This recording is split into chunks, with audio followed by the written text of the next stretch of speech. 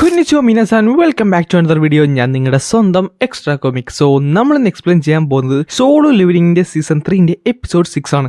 അഥവാ solo levelling chapters ആയുള്ള 124 മുതൽ 126 വരെയാണ്. ഗൈസ്, ഞാനൊരു കാര്യം പറയാം. ഇനി ഇറങ്ങാനിരിക്കുന്ന ഒരു 5-6 ചാപ്റ്റേഴ്സ് ഉണ്ട്. അത് ഒരു രക്ഷയുമില്ലാത്ത ചാപ്റ്റേഴ്സ് ആണ്. അതായത് നമ്മൾ ഇത്രയധികം എൻഗേജിങ് ആയിട്ട് സോളോ ലെവലിംഗിന്റെ ഒരു അടിത്തറ എന്ന് പറയാൻ പറ്റുന്ന കുറച്ചധികം ചാപ്റ്റേഴ്സ് ആണ് ഇനി നമ്മൾ അങ്ങോട്ട് എക്സ്പ്ലെയിൻ ചെയ്യാൻ പോകുന്നത്. അതുകൊണ്ട് തന്നെ വീഡിയോയുടെ ഒരു സെക്കൻഡ് ഉള്ളിൽ സ്കിപ്പ് ചെയ്ത ഫുൾ ആയിട്ട് നിങ്ങൾ കാണാൻ ശ്രമിക്കുക. പിന്നെ ഒരു കാര്യം ഞാൻ അഡ്വാൻസ് ആയിട്ട് പറഞ്ഞേക്കാം, ഈ വീഡിയോയുടെ അവസാനം ഒരു കിടിലെ ക്ലിഫ് ഹാങ്ങർ ആയിരിക്കും നിങ്ങളെ കാത്തിരിക്കാൻ പോകുന്നത്. അതുകൊണ്ട് തന്നെ നാളെ ഇടാൻ പോകുന്ന വീഡിയോ പെട്ടെന്ന് തന്നെ നിങ്ങൾക്ക് കിട്ടണമെന്നുണ്ടെങ്കിൽ നമ്മുടെ പേജ് ഇപ്പം തന്നെ ഒന്ന് സബ്സ്ക്രൈബ് ചെയ്ത് വെച്ചേക്ക്. അതേപോലെ നിങ്ങളുടെ ഫ്രണ്ട്സിന് ഒന്ന് ഷെയർ ചെയ്തും കൊടുത്തേക്ക്. ഞാൻ എല്ലാ വീഡിയോസിലും പറയുന്ന പോലെ തന്നെ നിങ്ങൾ ഇപ്പം തന്നെ പേജ് സബ്സ്ക്രൈബ് ചെയ്ത് വെക്കണം. കാര്യം എന്താണെന്ന് വെച്ചാൽ നിങ്ങളുടെ ഈ ലൈക്കും കമൻറ്റും സബ്സ്ക്രൈബും ഈ ഷെയർസൊക്കെ കാണാൻ നിർത്താണ് എനിക്കൊരു സാറ്റിസ്ഫാക്ഷൻ കിട്ടുന്നത്. അതുപോലെ തന്നെ വീഡിയോ ഇടാനായിട്ട് എനിക്കൊരു മോട്ടിവേഷനും കിട്ടുന്നത്. ഉള്ളത് പറഞ്ഞാൽ ഞാൻ ഇന്നലെ ഉറങ്ങിയിട്ട് പോലും ഇല്ല. ഒരു ഹോസ്പിറ്റൽ കേസൊക്കെ വന്നിട്ട് രാത്രി അവിടേക്ക് പോയിരിക്കുമായിരുന്നു. ഞാൻ വീട്ടിൽ വന്നിട്ട് 1 മണിക്കൂറായുള്ളൂ. ഫ്രഷായി നേരെ ഞാൻ വീഡിയോ ചെയ്യാൻ വേണ്ടി ഇരിക്കുമായിരുന്നു. കാര്യം അത്രയധികം ഞാൻ ഡെഡിക്കേറ്റഡ് ആണ് ഈ ഒരു വീഡിയോ ചെയ്യാൻ വേണ്ടി. കാര്യം നിങ്ങളുടെ സപ്പോർട്ട് അതിന് മാത്രമുണ്ട്. പിന്നെ നിങ്ങൾ കുറച്ച് പേരൊക്കെ ടോക്കിയോ റേഞ്ചേഴ്സിനും ബൊറോട്ടയ്ക്ക് വേണ്ടി കാത്തിരിക്കുകയാണ്. നമ്മൾ അത് രണ്ടും തൽക്കാലത്തേക്ക് ഒന്ന് സ്റ്റോപ്പ് ചെയ്ത് വെച്ചിരിക്കുകയാണ്. നമ്മൾ എന്തായാലും അടുത്ത വീഡിയോ, അതായത് അടുത്ത ചാപ്റ്റർ വരുന്നതിന് മുമ്പ് തന്നെ ബൊറോട്ടോ ഫിനിഷ് ചെയ്യുന്നതായിരിക്കും. പക്ഷേ ടോക്കിയോ റേഞ്ചേഴ്സ് തൽക്കാലത്തേക്ക് ഒരു ഹിറ്റസ് ആക്കി വെച്ചിരിക്കുകയാണ്. നമ്മൾ ടോക്കിയോ റേഞ്ചേഴ്സ് തുടങ്ങുന്നതിന് ഞാൻ മുമ്പ് കൃത്യമായി തന്നെ പറഞ്ഞിരുന്നു സോളോ ലെവലിംഗ് ആണ് നമ്മൾ മെയിനായിട്ട് നോക്കാൻ പോകുന്നത്. പിന്നെ അതിൻ്റെ ഇടയ്ക്ക് ഒരു ഗ്യാപ്പ് വന്നതുകൊണ്ട് മാത്രമാണ് ടോക്കിയോ റേഞ്ചേഴ്സും കൂടെ നമ്മൾ സ്റ്റാർട്ട് ചെയ്തത്. എന്തായാലും ഇനി സോളോ ലെവലിംഗ് ഫിനിഷ് ചെയ്തതിന് മാത്രമേ ഞാൻ ടോക്കിയോ റേഞ്ചേഴ്സ് റീസ്റ്റാർട്ട് ചെയ്യത്തുള്ളൂ. ടു ബി ഫ്രാങ്ക്, എൻ്റെ ഏറ്റവും കൂടുതൽ കണ്ടന്റ്സിനൊക്കെ വ്യൂസ് കിട്ടിക്കൊണ്ടിരുന്ന വൺ പീസിൻ്റെ വീഡിയോസ് ആയിരുന്നു. ആ ഒരു വൺ പീസിൻ്റെ വീഡിയോസിന് പോലും കിട്ടാത്തത്രയും സപ്പോർട്ട് നിങ്ങൾ സോളോ ലെവലിംഗ് ഫാൻസാർ എനിക്ക് തരുന്നുണ്ട്. അതിൻ്റെ ഒരു ഡെഡിക്കേഷൻ എന്തായാലും എനിക്ക് നിങ്ങളെ കാണിച്ചേ പറ്റത്തുള്ളൂ. അതുകൊണ്ടാണ് ഞാൻ എല്ലാ ദിവസവും മാക്സിമം വീഡിയോ ഇടാൻ ശ്രമിക്കുന്നത്. So once again welcome back guys. ഞാൻ നിങ്ങളുടെ സ്വന്തം എക്സ്ട്രാ കോമിക്. നമ്മളിന്ന് എക്സ്പ്ലെയിൻ ചെയ്യാൻ പോകുന്നത് സോളോ ലെവലിംഗിൻ്റെ സീസൺ 3 എപ്പിസോഡ് 6 ആണ്.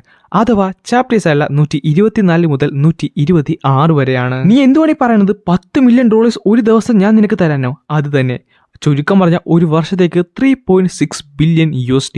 അങ്ങനെയാണെന്നുണ്ടെങ്കിൽ നിങ്ങളുടെ കൺട്രി എന്തായാലും സേഫ് ആയിരിക്കും. ഞാൻ തോമസ് ഒക്കെ ചോദിക്കുന്ന പോലെ $36 ട്രില്യൺ ഒന്നും അല്ലല്ലോ ചോദിച്ചത്. കാരണം ഈ റഷ്യൻ പറയുന്ന കാര്യം നിനക്ക് എന്തെങ്കിലുമൊക്കെ മനസ്സിലാകുന്നുണ്ടോ? എനിക്ക് നന്നായിട്ടൊന്നും മനസ്സിലാകുന്നില്ല. പക്ഷെ കേട്ടിട്ട് അത്ര നല്ലതായിട്ട് തോന്നുന്നില്ല. ഞാൻ ഇപ്പോഴൊരു കാര്യം പറഞ്ഞേക്കാം, $10 മില്യൺ എനിക്ക് ഒരു ദിവസം തന്നു കഴിഞ്ഞാൽ നിങ്ങൾ ഹീറോസായി. അല്ലെങ്കിൽ നിങ്ങളുടെ കൺട്രിയുടെ അവസ്ഥ നിങ്ങളൊന്ന് ആലോചിച്ച് നോക്കി. അതുമല്ല, ഈ ഒരു അവസ്ഥയിൽ നിനക്കൊക്കെ ഇവിടെ നിന്ന് ബാർഗിൻ ചെയ്യാൻ പറ്റുമെന്ന് നിനക്ക് തോന്നുന്നുണ്ടോ? സത്യം പറഞ്ഞാൽ നീയൊക്കെ താഴെ നിലത്ത് നിന്ന് എൻ്റെ ബൂട്ട് നക്കി വേണം ചോദിക്കാൻ. അങ്ങനെയാണ് സത്യം പറഞ്ഞാൽ നീയൊക്കെ ചോദിക്കേണ്ടത്. നിന്റെ പാർസൽ കേട്ടിട്ട് നിന്റെ സ്കിൽസ് നിനക്ക് നല്ല കോൺഫിഡൻ്റ് ഉണ്ടെന്ന് തോന്നുന്നു. പിന്നല്ലാതെ നിന്റെ പുറകിൽ നിൽക്കുന്ന ഈ മണ്ടന്മാരെ കൂട്ടൊന്നും അല്ല ഞാൻ. അവൻ എന്തുകൊണ്ട് പറഞ്ഞെന്ന് അവർക്ക് മനസ്സിലായില്ലെങ്കിലും എന്തോ കളിയാക്കിയതാണെന്ന് അവർക്ക് മനസ്സിലാക്കി അവർക്ക് ദേഷ്യം വരികയും ചെയ്തെങ്കിലും പെട്ടെന്നായിരുന്നു അവിടെ ഒരു സംഭവം ഉണ്ടായി. അവർക്കൊന്നും അനങ്ങാൻ പറ്റാത്ത സ്ഥിതിയായി മാറിയത്. നിനക്കൊന്നും ഒരു ഇഞ്ച് പോലും അനങ്ങാൻ പറ്റത്തില്ല എൻ്റെ പെർമിഷൻ ഇല്ലാതെ. വേണമെന്നുണ്ടെങ്കിൽ നിന്റെ ബെസ്റ്റ് ഷോട്ട് ഒന്ന് നീ യൂസ് ചെയ്ത് നോക്ക്. അവർ പറയുന്നുണ്ട്, ഭണ്ഡാരം, ഞാനൊരു സ്ട്രങ്ങാണ്, എന്നിട്ട് എനിക്കൊന്നും അനങ്ങാൻ പോലും പറ്റുന്നില്ല. പിന്നെ എത്ര എളുപ്പമായിട്ടാണ് ഞങ്ങൾ രണ്ടുപേരും ഇവിടെ ട്രാപ്പ് ചെയ്തത്. ഞാൻ ഉറപ്പായിട്ടും ആ സ്ട്രങ് ഗേറ്റ് ബ്ലോക്ക് ചെയ്തിരിക്കും. വേണമെന്നുണ്ടെങ്കിൽ ഒരു ബോണസായിട്ട് ഈ കഴുതകളുടെ ജീവനെ ഞാൻ രക്ഷിക്കാം. എനിക്ക് മനസ്സിലായി താങ്കളുടെ വോയിസ് എന്തുമാത്രമുണ്ടെന്ന്. പക്ഷേ ഞങ്ങളുടെ ഗവൺമെൻറ് ഇത് അംഗീകരിക്കുമെന്ന് എനിക്കത്ര ഉറപ്പൊന്നുമില്ല. എന്നിട്ട് പുള്ളിക്കാരൻ മനസ്സിൽ പറയുന്നുണ്ട്, പക്ഷേ ഇപ്പോഴത്തെ ഏറ്റവും വലിയ ബെറ്റ് അത് ഇവനാണ്. ഇത് വേറെ ഒന്നും ചെയ്യാൻ പറ്റത്തില്ല. ഞാൻ എന്തായാലും ഒരു കോൾ ചെയ്തിട്ട് വരാമെന്ന് പറഞ്ഞിട്ട് പുള്ളിക്കാരൻ നൈസിൽ അവിടെ നടക്കുവാണ്. പിന്നെ കാണിക്കുന്നത് നമ്മുടെ ജിനുവിൻ്റെ വീടാണ്. നമ്മുടെ ജിനു ആട്ടെ ഷൂ ഇട്ടിട്ട് പുറത്തേക്ക് ഇറങ്ങാൻ വേണ്ടി നിൽക്കുവാണ്. അവൻ്റെ അമ്മയായിട്ട് അവൻ്റെ പുറകിൽ നിൽപ്പുണ്ടായിരുന്നു. പക്ഷേ അവൻ്റെ അമ്മയുടെ മുഖം അത്ര തെളിഞ്ഞിട്ടില്ല. ജിൻവു, നീ ഓക്കെ അല്ലേ? നീ എന്തായാലും തിരിച്ചു വരുമല്ലോ. എനിക്ക് ഇതിനെക്കുറിച്ച് ഓർത്ത് വിഷമിക്കേണ്ട കാര്യമൊന്നുമില്ലല്ലോ. പേടിക്കണ്ടമ്മ, എനിക്ക് ചെറിയൊരു അപ്പോയിൻമെൻറ്റ് മാത്രമേ ഉള്ളൂ. ഞാൻ എത്രയും പെട്ടെന്ന് തിരിച്ചു വരുമെന്ന് പറഞ്ഞുകൊണ്ട് ജിൻവു അവൻ്റെ വീട്ടിൽ നിന്ന് പുറത്തേക്ക് ഇറങ്ങുവാണ്. ഈ ഒരു സമയത്ത് ആ ഒരു കീ ഉണ്ടല്ലോ, ആ കീൻ്റെ ടൈം ഞാൻ കുറഞ്ഞുകൊണ്ടിരിക്കുകയാണ്. അത് 1 മിനിറ്റായി, 56 സെക്കൻഡായി, അങ്ങനെ കുറഞ്ഞ് അവസാനം 0 ആയിട്ടുണ്ട്. അങ്ങനെ ആ കീ യൂസ് ചെയ്യാനുള്ള ലൊക്കേഷനും അങ്ങനെ റിവീൽ ചെയ്തിട്ടുണ്ട്. പിന്നെ കാണിക്കുന്നത് ആ ഒരു സ്കൂളാണ്. അതായത് ജിൻവുവിൻ്റെ അനിയത്തി പഠിച്ചിരുന്ന ആ ഒരു സ്കൂളിലെ അവിടെ തന്നെ പുതിയൊരു ഗേറ്റ് ഇപ്പം നിലവിൽ വന്നിട്ടുണ്ട്. പെട്ടെന്നായിരുന്നു അവിടെ ഉണ്ടായിരുന്ന ഒരു ഹണ്ടർ ഒരു കാര്യം കാണുന്നത്. ഒരാൾ ഒരു ഹുഡി ഒക്കെ ഇട്ടുണ്ട് അവിടേക്ക് നടന്നു വരുന്നുണ്ടായിരുന്നു. ഇവൻ പറയുന്നുണ്ട്, സാർ ഇത് ഓഫ് ലിമിറ്റ്സ് ആണ്, ഇവിടേക്ക് വരാൻ സാധിക്കത്തില്ല എന്ന്. പെട്ടെന്നായിരുന്നു ജിനു അവൻ്റെ ഹുഡി മാറ്റാൻ നേരത്ത് അത് സങ് ജിൻവു ആണെന്ന് അവനും മനസ്സിലാകുന്നത്. അപ്പം തന്നെ ജിനു ചോദിക്കുന്നുണ്ട്, ഈ ഗേറ്റ് എപ്പോൾ വന്നതാണ്? ഓൾമോസ്റ്റ് ഒരു 3 ദിവസമായിട്ടുണ്ട് സാർ. പേടിക്കാനൊന്നുമില്ല, ഇതൊരു സി റാങ്ക് ഗേറ്റ് മാത്രമാണ്. ഏതെങ്കിലും 100 ഗ്രൂപ്പ് എൻ്റെ അകത്തേക്ക് പോയിട്ടുണ്ട്. അവർ പോയിട്ട് ഇപ്പോൾ ഏകദേശം 2 മണിക്കൂർ കഴിഞ്ഞു. അങ്ങനെയാണെന്നുണ്ടെങ്കിൽ എത്രയും പെട്ടെന്ന് ഇത് ഓഫ് ചെയ്യാൻ നോക്ക്. സാർ, ഇതൊരു സി റാങ്ക് ഗേറ്റ് മാത്രമാണ്. താങ്കൾ എന്തിനാണ് ഇങ്ങനെ പറയുന്നത്? അകത്തേക്ക് പോയിരിക്കുന്ന സ്ക്വാഡ് അപകടത്തിലാണ്. ഞാനിപ്പോൾ അവിടേക്ക് ചെന്നതിലേക്ക് അവർ എല്ലാവരും ഉറപ്പായിട്ടും മരിച്ചിരിക്കും. എന്തായാലും പറഞ്ഞു നിൽക്കാൻ സമയമില്ല, ഞാൻ അകത്തേക്ക് പോകുവാണെന്ന് പറഞ്ഞുകൊണ്ട് ജിൻവു ആ ഗേറ്റിൻ്റെ അകത്തേക്ക് പോകുവാണ്. പിന്നെ ആ ഡഞ്ചിൻ്റെ അകത്തുള്ള കാര്യമാണ് കാണിക്കുന്നത്. അവിടെ കുറേ ഹണ്ടേഴ്സ് ആ ഗേറ്റിൻ്റെ ഫ്രണ്ടിൽ വന്ന് നിൽക്കുവാണ്. കാര്യം അവർ മാക്സിമം ശ്രമിച്ചിട്ടും ഈ ഡോർ ഓപ്പൺ ചെയ്യാൻ നോക്കുന്നില്ല. അവിടെ ഹൈ ലെവൽ സ്പെൽസ് യൂസ് ചെയ്തിട്ടും അതിൻ്റെ അതൊരു സ്ക്രാച്ച് പോലും വീഴുന്നില്ല. പെട്ടെന്നായിരുന്നു അത് അതൊരു ട്രാപ്പാണെന്ന് അവർ കേൾക്കുന്നത്. എല്ലാവരും പേടിച്ച് തിരിഞ്ഞു നോക്കാൻ നിർത്ത് നമ്മുടെ ജിൻവു അവിടെ ഉണ്ടായിരുന്നു. ആരാണ് നീ, എന്താണ് വേണ്ടതെന്ന് ചോദിക്കാൻ നിർത്ത് ജിൻവു പറയുന്നുണ്ട്, ഞാനാണ് ഡബിൾ ഡഞ്ചൻ സർവൈവ് ചെയ്ത ഒരേ ഒരാൾ. ഈ ഒരു ഡഞ്ചൻ ഞാൻ മാത്രമേ ഇതുവരെ സർവൈവ് ചെയ്തിട്ടുള്ളൂ. എന്ത് ഡബിൾ ഡഞ്ചൻ സർവൈവ് ചെയ്തിട്ടുള്ള ഒരാളാണ്? അപ്പോഴാണ് ആ കൂട്ടത്തിൽ ഒരു ഹണ്ടർ സങ് ജിൻവുവിനെ തിരിച്ചറിയുന്നത്. അത് സങ് ജിൻവു അല്ലേ, എസ്രാങ് ഹണ്ടർ. അത് തന്നെ. ആ ഗേറ്റിന്റെ പുറകെ നിങ്ങൾക്ക് ഊഹിക്കാൻ പോലും പറ്റാത്ത പല അപകടങ്ങളും ഒളിഞ്ഞു കിടപ്പുണ്ട്. അതുകൊണ്ട് ഇനി ഞാൻ നോക്കിയാലെന്ന് പറഞ്ഞുകൊണ്ട് ജിൻവു പതുക്കെ ആ ഗേറ്റിന്റെ അടുത്തേക്ക് നടന്നു ചെന്നു. അതായിട്ട് ലോക്ക്ഡ് ആയിരുന്നു. ജിൻവുവിന്റെ കയ്യിലുണ്ടായിരുന്ന ആ ഒരു കീ കൊണ്ട് ആ ഗേറ്റ് തുറക്കുന്നുകൊണ്ട് എല്ലാവരും ഞെട്ടിത്തെറിച്ചു പോയി. കാര്യം അവർ നോക്കിയിട്ട്, അവർ ചത്തികിടന്ന് നോക്കിയിട്ട് ആ ഗേറ്റിൽ നിന്ന് സ്ക്രാച്ച് പോലും ചെയ്യാൻ പറ്റില്ല. ആ ഒരു സമയത്താണ് ജിൻവു അത് തുറന്നത് തന്നെ. മിസ്റ്റർ സങ്, ഞാനൊരു കാര്യം പറയട്ടെ, താങ്കൾ ഒരു എസ്രാങ് ഹണ്ടർ ആയിരിക്കും, പക്ഷേ ഈ ഒരു ടെൻഷൻ ഞങ്ങളുടെ ഗിൽഡിന്റെ താഴെ വരുന്നതാണ്. അതുകൊണ്ട് തന്നെ ഇവിടുന്ന് പോകാൻ താങ്കൾക്ക് ഞങ്ങളോട് പറയാൻ ഒരു അധികാരവും ഇല്ല.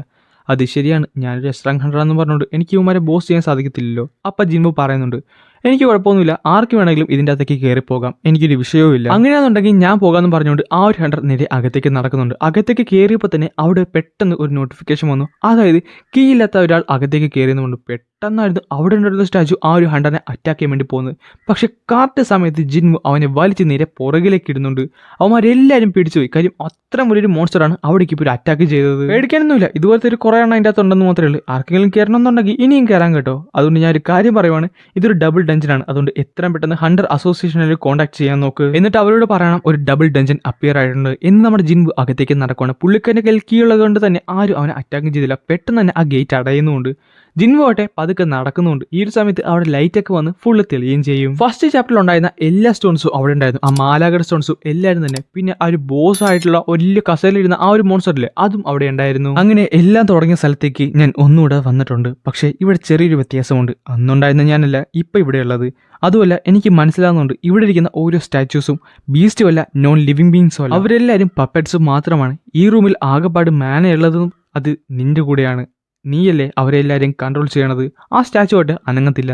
അപ്പം ജിൻവു ഒന്നുകൂടെ അവിടെ നിന്നിട്ട് ഒച്ചത്തിൽ തന്നെ പറയുന്നുണ്ട്, നീ എത്ര നേരം ഇതേപോലെ വായു മുടി ഇവിടെ നിൽക്കാനാണ് നിന്റെ പ്ലാൻ? മര്യാദക്ക് എനിക്കുള്ള ഉത്തരം തരാൻ നോക്ക്. എന്നാൽ ജിൻവു വന്ന് നിൽക്കുന്നത് ആ മാലാഖനെ പോലെയുള്ള സ്റ്റാച്ചു ഇല്ലേ, അതിന്റെ ഫ്രണ്ടിലാണ്. ആ സ്ലാബൊക്കെ പിടിച്ചുകൊണ്ട് നിൽക്കുന്നത് അതിന്റെ ഫ്രണ്ടിൽ തന്നെ. അപ്പം തന്നെ ആ സ്റ്റാച്ചു പറയുന്നുണ്ട്, സോ അവസാനം നീ ഇവിടെ വരെ എത്തിയല്ലേ. പിന്നെ കാണിക്കുന്നത് ജപ്പാനാണ്. നമ്മുടെ യൂറി ഓർലോഫ് ആകട്ടെ ജപ്പാനിലേക്ക് വന്നിട്ടുണ്ട്. റിപ്പോർട്ടേഴ്സ് ഒക്കെ അവന് ചുറ്റിനും വന്നിട്ടുണ്ട്. അവർ ചോദിക്കുന്നുണ്ട്, താങ്കൾ എങ്ങനെയാണ് ഒരു എസ്രാങ് ഗേറ്റ് ഇങ്ങനെ ബ്ലോക്ക് ചെയ്യാൻ പോകുന്നത്? എന്തെങ്കിലും സ്ട്രാറ്റജി ഒക്കെ യൂസ് ചെയ്യുന്നുണ്ടോ? പേടിക്കണ്ട, ഞാൻ ആ ഗേറ്റിന്റെ ചുറ്റിനും മാജിക് സർക്കിൾ കൊണ്ട് ഒരു സാധനം ക്രിയേറ്റ് ചെയ്യും. എന്നിട്ട് അതിലേക്ക് മാനെ ഞാൻ പോർ ചെയ്യും. അല്ല അതുകൊണ്ട് മാത്രം അത് ബ്ലോക്ക് ചെയ്യാൻ സാധിക്കുമോ? എന്നെ കൊണ്ട് ഒരിക്കലും അത് ഒറ്റയ്ക്ക് നടക്കത്തില്ല. പക്ഷേ അതിൻ്റെ അകത്തുള്ള സാധനങ്ങൾ പുറത്തേക്ക് വരാതിരിക്കാൻ എനിക്ക് ബ്ലോക്ക് ചെയ്യാൻ സാധിക്കും.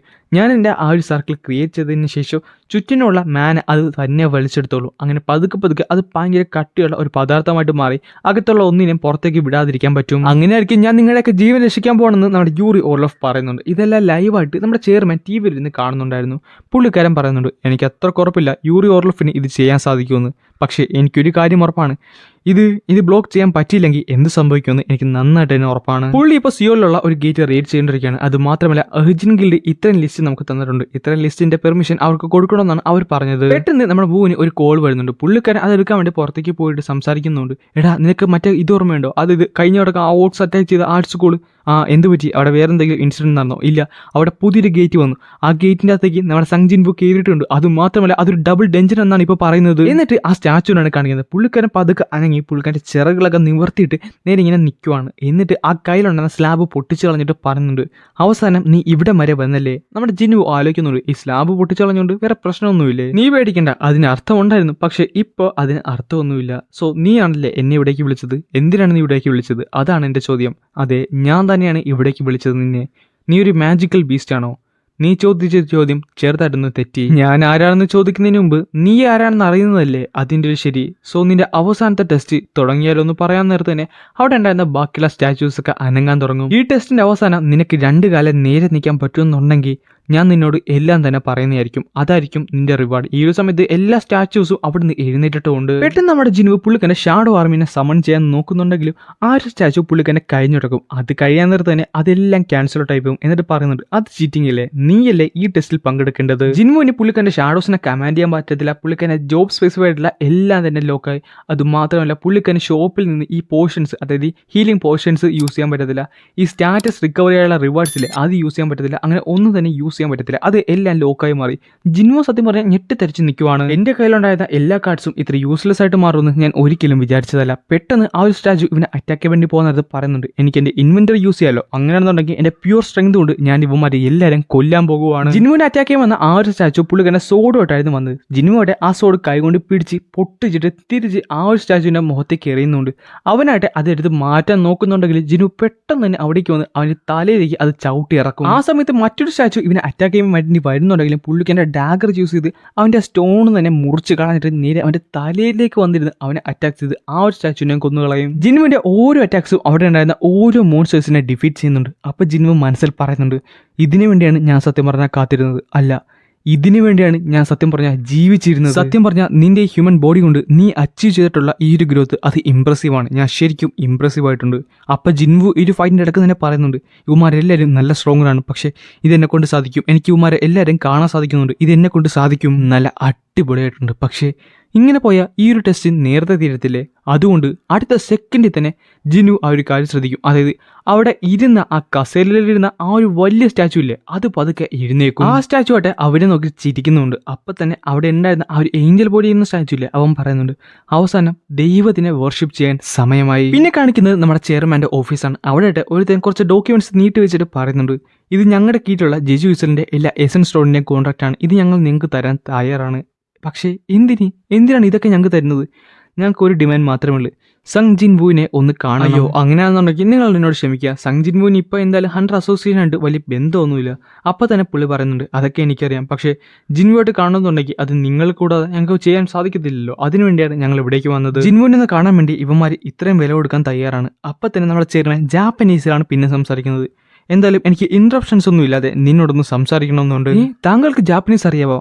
എൻ്റെ കുട്ടിക്കാലത്ത് എൻ്റെ അച്ഛൻ ജപ്പാനിൽ ഒരു കട നടത്തിയിരുന്നു, അങ്ങനെ എനിക്ക് ചെറുതായിട്ടൊക്കെ അറിയാം. പിന്നെ കാണിക്കുന്നത് ആ 2 ഹണ്ടേഴ്സും പുറത്ത് നിൽക്കുന്നതാണ്. അപ്പോൾ അകത്തിരുന്ന് നമ്മുടെ ചെയർമാൻ പറയുന്നുണ്ട്, ചെയർമാൻ മാറ്റ്സുമോട്ടോ, ഇത് താങ്കളുടെ ഏതെങ്കിലും തരത്തിലുള്ള ട്രിക്സ് ആണെന്നുണ്ടെങ്കിൽ ഞാൻ ഒരിക്കലും താങ്കളോട് പൊറുക്കത്തില്ല. ട്രിക്സോ? താങ്കൾ എന്താണ് ഈ പറയുന്നത്? എനിക്കൊന്നും മനസ്സിലാകുന്നില്ല. എനിക്കറിയാം നിങ്ങളും ബ്ലേഡ് ഗിൽഡുമായിട്ട് അത്ര ടൈപ്പിലൊന്നും ഇല്ലെന്ന്. പെട്ടെന്ന് നമ്മുടെ മാറ്റ്സുമോട്ടോ ഞെട്ടി എന്നിട്ട് ചോദിക്കുന്നുണ്ട്, അത് താങ്കൾക്ക് എങ്ങനെ അറിയാം? അവർ നിങ്ങളുമായിട്ടുള്ള ടൈപ്പ് മാറ്റിയിട്ട് ഗവൺമെൻറ്റുമായിട്ടായിരുന്നല്ലോ കറക്റ്റ് ടൈപ്പ് ഉണ്ടായിരുന്നത്. അത് മാത്രമല്ല ഗോട്ടോ റിയൂജി മരിച്ചതിന് ശേഷം ഇപ്പോൾ ബ്ലേഡ് ഗിൽഡിൽ നല്ലതായിട്ട് തന്നെ പ്രശ്നങ്ങൾ നടക്കുന്നുണ്ടെന്ന് എനിക്കറിയാം. മിസ്റ്റർ മാറ്റ്സുമോട്ടോ, ഈ ഒരു ഗേറ്റ് നിങ്ങൾ പ്രോപ്പർലി ബ്ലോക്ക് ചെയ്തില്ലെങ്കിൽ അതിൻ്റെ ഫുൾ റെസ്പോൺസിബിലിറ്റി താങ്കളുടെ മേലാണെന്നുള്ള കാര്യം താങ്കൾക്കറിയാവോ? അതുമാത്രമല്ല ഈ ഒരു കാര്യം കണ്ടോ, ഇതെനിക്ക് നന്നായിട്ട് തന്നെ അറിയാം. ജപ്പാനിലെ ഗിൽഡും ഇവിടെ കിടന്ന് കാണിക്കാൻ നോക്കിയ എല്ലാ തോന്നിയ കുറിച്ചും എനിക്കറിയാം. ഇതൊരു ക്യാമറയാണ്, ഇതിൻ്റെ റിസീവർ നിങ്ങളുമായിട്ടായിരുന്നു കണക്ട് ചെയ്യപ്പെട്ടിട്ടുള്ളത്. നീയൊക്കെ സത്യം പറഞ്ഞാൽ എന്തുവാടാ വിചാരിച്ചത്? ഞാൻ ഇതിനെപ്പറ്റിയൊന്നും അറിയത്തില്ല എന്നാ? നീ പറഞ്ഞ ഇപ്പോഴത്തെ കച്ചവടം ഉണ്ടല്ലോ, ഈ എസൻ സ്റ്റോൺ ഉണ്ടല്ലോ, അതിന്റെ ന്യൂസ് അങ്ങനെ പുറത്തായി കഴിഞ്ഞാൽ ജപ്പാനിലുള്ളവർ എങ്ങനെയായിരിക്കും പ്രതികരിക്കാൻ പോണെന്ന് നിനക്ക് എന്തെങ്കിലും ഓർമ്മയുണ്ടോ? ജപ്പാനൊന്നുമല്ല, ഈ ലോകത്തിലുള്ളവർ തന്നെ. എന്നിട്ട് ചെയർമാനെ ദേഷ്യം എന്നിട്ട് പുള്ളിക്കാരൻ ആ ക്യാമറ കണ്ട് നീക്കി പൊട്ടിക്കുന്നുണ്ട്. അതേ സമയത്ത് തന്നെ അവിടെ ഉണ്ടായിരുന്ന ടേയിടും ബാക്കി എല്ലാം പൊട്ടിത്തെറിച്ചു പോകും. എന്നിട്ട് പറയുന്നുണ്ട്, ഞാൻ അത്രയ്ക്ക് കോൾഡ് ബ്ലഡ് ക്രൂവലൊന്നുമല്ല, അതുകൊണ്ടാണ് നീയൊക്കെ രക്ഷപ്പെട്ടത്. എനിക്കെന്തായാലും ഈ കൺട്രി എന്നല്ല, അല്ല ഈ ഏഷ്യ തന്നെ നിങ്ങളുടെ എതിരെ തിരിയണത് കാണാൻ ഒരു താല്പര്യമില്ല, അതും ഒരു നായ കാരണം. പിന്നെ നമ്മുടെ ജിൻവുനാണ് കാണിക്കുന്നത്. പുള്ളിക്കാരുടെ അവിടെയുള്ള ഓരോ മോൺസ്റ്റേഴ്സിനെ ഡിഫീറ്റ് ചെയ്യുന്നുണ്ടെങ്കിൽ അവൻ്റെ പുറകെ വീണ്ടും കുറേ എണ്ണം വന്നുകൊണ്ടിരിക്കുകയാണ്. പെട്ടെന്ന് ദൂരത്ത് നിന്ന് ആ ഒരു വലിയ മോൺസ്റ്റർ പുള്ളിക്കൻ്റെ ലേസർ യൂസ് ചെയ്യാൻ പോണ കാര്യം നമ്മുടെ ജിൻവുന് മനസ്സിലായി. കറന്റ് ജിൻവുന് അത് ബ്ലോക്ക് ചെയ്യാൻ പറ്റില്ലെന്ന് മനസ്സിലായത് കൊണ്ട് തന്നെ പുള്ളിക്കൻ്റെ റൂളേഴ്സ് അതോറിറ്റി യൂസ് ചെയ്ത് അവിടെ ഉണ്ടായിരുന്ന എല്ലാത്തിനും കൂടെ കൂട്ടിപ്പിടിച്ച് അതിനെ ബ്ലോക്ക് ചെയ്യുന്നുണ്ട്. ആ ഒരു അറ്റാക്ക് അവരുടെ മേത്തായാലും വന്ന് വീഴുന്നതും ആ ഒരു സെക്കൻഡ് അവൻ്റെ ആ റൂളേഴ്സ് അതോറിറ്റി ഉണ്ടല്ലോ അത് മാക്സ് ലെവലിലേക്ക് വരും. അടുത്ത സെക്കൻഡിൽ തന്നെ അവൻ്റെ നേരെ അറ്റാക്ക് വരുന്നുണ്ട്, അവനത് ഡോഡ്ജ് ചെയ്യുന്നുണ്ട്. ജിൻവുന് അറിയാം അവൻ്റെ കറന്റ് ലെവലിൽ പോലും അതൊരു ഡയറക്റ്റ് അറ്റാക്ക് കൊണ്ടുകഴിഞ്ഞാൽ അത് അവന് ഒരിക്കലും നല്ലതല്ലെന്ന്. അതുകൊണ്ട് ആദ്യം തന്നെ ഞാൻ ഇവനെ കൊള്ളാമെന്ന് പറഞ്ഞുകൊണ്ട് നേരെ ആ ഒരു വലിയ സ്റ്റാച്ചുവിൻ്റെ നേരെ പാഞ്ഞെടുക്കുവാണ്. പെട്ടെന്ന് ആ സ്റ്റാച്ചു നമ്മുടെ ജിനുവിനെ ചവിട്ടാൻ നോക്കുന്നുണ്ടെങ്കിൽ അത് അവൻ്റെ കാലിൻ്റെ അകത്തൂടെ പൊട്ടി ജിനു നേരെ മുകളിലേക്ക് വരും. എന്നാൽ ആ ഒരു മോൺസ്റ്റർ ആ ലേസർ ബീം യൂസ് ചെയ്യാൻ പോകുന്ന കണ്ട് ജിനു പെട്ടെന്ന് പുള്ളിക്കാരൻ്റെ റൂളേഴ്സ് അതോറിറ്റി യൂസ് ചെയ്ത് നേരെ വലിച്ച്, അതായത് ആ ഒരു പവർ കൊണ്ട് തന്നെ വലിച്ച് ഈ ഒരു സ്റ്റാച്ചുവിൻ്റെ ബ്ലൈൻഡ് സ്പോട്ടിലേക്ക് മാറും. ജിനുവിന് അപ്പോഴാണ് ഒരു കാര്യം മനസ്സിലായത്, പുള്ളിക്കാരൻ്റെ ഈ ഒരു പവറിൻ്റെ ചെറിയൊരു ഫ്രാക്ഷൻ മാത്രമാണ് ഇപ്പോൾ യൂസ് ചെയ്തത്. എന്നിട്ട് തന്നെ അത്രയധികം ഗ്രാവിറ്റേഷൻ പുള്ളുണ്ട്. അതായത് ഈ റൂളേഴ്സ് അതോറിറ്റിയുടെ മാക്സ് പവർ എന്ന് പറയുന്നത് അവന് വിശ്വസിക്കുന്നതിന് അപ്പുറമായിരുന്നു. അങ്ങനെ ബ്ലൈൻഡ് സ്പോട്ടിലെത്തിയ നമ്മുടെ ജിനു പുള്ളിക്കാരൻ്റെ ഡാഗർ യൂസ് ചെയ്ത് പെട്ടെന്ന് തന്നെ നിർത്താതെ കുറേ അറ്റാക്ക് ചെയ്യുന്നുണ്ടെങ്കിലും വളരെ ചെറിയ ചെറിയ സ്ക്രാച്ചസ് മാത്രമേ അവൻ്റെ മേത്ത് വീണുള്ളൂ. അവനാട്ടെ ഇത് നോക്കി ചിരിക്കുന്നുമുണ്ട്. ഇത് വർക്കായില്ലെങ്കിൽ ഞാൻ എൻ്റെ ബ്രൂട്ട് ഫോഴ്സ് യൂസ് ചെയ്തെന്ന് പറഞ്ഞുകൊണ്ട് ജിൻവു നേരെ അവൻ്റെ മുഖത്തേക്ക് ചെന്നിട്ട് റൂളേഴ്സ് അതോറിറ്റി അവൻ്റെ കയ്യിൽ ഫുൾ ഇംപ്ലിമെന്റ് ചെയ്ത് അവിടെ അവനെ കരുണ നോക്കി ഒരു ഇട്ട് കൊടുക്കും. ആ ഒരു അറ്റാക്ക് അത് ഏൽക്കുന്നുണ്ട്. ആര് കണ്ട് ഇങ്ങനെ അവനെ ആ പവർ യൂസ് ചെയ്യുന്നു? ഞാൻ പോലും ആലോചിച്ചിട്ടില്ല ഇതുപോലെ അവൻ ആ പവർ യൂസ് ചെയ്യുന്നു. എൻ്റെ ക്രിയേഷൻ മാർവലസ് തന്നെ. ജിൻവു വീണ്ടും വീണ്ടും വീണ്ടും ഇടിച്ചുകൊണ്ട് അവൻ്റെ ദേഷ്യം ഫുള്ള് ആ ഒരു സ്റ്റാച്ചുവിൻ്റെ അടുത്ത് തീർക്കെ ആ സ്റ്റാച്ചുവിൻ്റെ കൺട്രോൾ പോയി അവൻ നേരെ താഴത്തേക്ക് വീഴുന്നുണ്ട്. ഇതേ സമയത്ത് ബാക്കിയുള്ള സ്റ്റാച്യൂസ് ജിൻവുവിനെ അറ്റാക്ക് ചെയ്യാൻ വേണ്ടി വരുന്നുണ്ടെങ്കിലും പെട്ടെന്ന് പുള്ളിക്കാൻ്റെ റൂളേഴ്സ് അതോറിറ്റി യൂസ് ചെയ്ത് അവന്മാരെ എല്ലാവരും താഴത്തേക്ക് അടിച്ചിടും. അങ്ങനെ അവിടെ ഉണ്ടായിരുന്ന എല്ലാവരും ജിൻവു ഡിഫീറ്റ് ചെയ്തു. പതുക്കെ ജിൻവു നടക്കാൻ നേരത്ത് പറയുന്നുണ്ട് എനിക്ക് മനസ്സിലാവുന്നുണ്ട് ഞാൻ കൂടുതൽ സ്ട്രോങ്ങർ ആയെന്ന്. എന്നിട്ട് ആ ഒരു ഏഞ്ചലിൻ്റെ ഫ്രണ്ടിൽ വന്നിരിക്കുകയാണ്. ആ ഏഞ്ചലായിട്ട് കൈ കൊട്ടി അവനെ ഇംപ്രസ് എന്ന് പറയുന്നുണ്ട്. കാര്യം ആ ഏഞ്ചൽ വിചാരിക്കാത്ത പോലെയാണ് അവൻ ഇപ്പോൾ ചെയ്തതെല്ലാം. സോ നിന്റെ പ്രോമിസ് നീ കീപ്പ് ചെയ്യുമല്ലോ എന്ന് ജിൻവു ചോദിക്കുന്നുണ്ടെങ്കിലും പെട്ടെന്ന് ആ സ്റ്റാച്ചു കിടന്ന് ചിരിക്കാൻ തുടങ്ങും. അവന്റെ മുഖത്താക്കി ചെറിയ ചെറിയ ക്രംബ്ലിങ്സും തുടങ്ങും. ഈ ടെസ്റ്റ് ഇതുവരെ തീർന്നിട്ടില്ല. പെട്ടെന്നായിരുന്നു ജിൻവുവിന് ഒരു അർജന്റ് ക്വസ്റ്റ് വരുന്നത്. അതായത് അവന്റെ ഫ്രണ്ടിലുണ്ടായിരുന്ന ആ ഒരു എനിമീനെ ഡിഫീറ്റ് ചെയ്യണം. ഞാനാണ് നിന്റെ അവസാനത്തെ ടെസ്റ്റ്.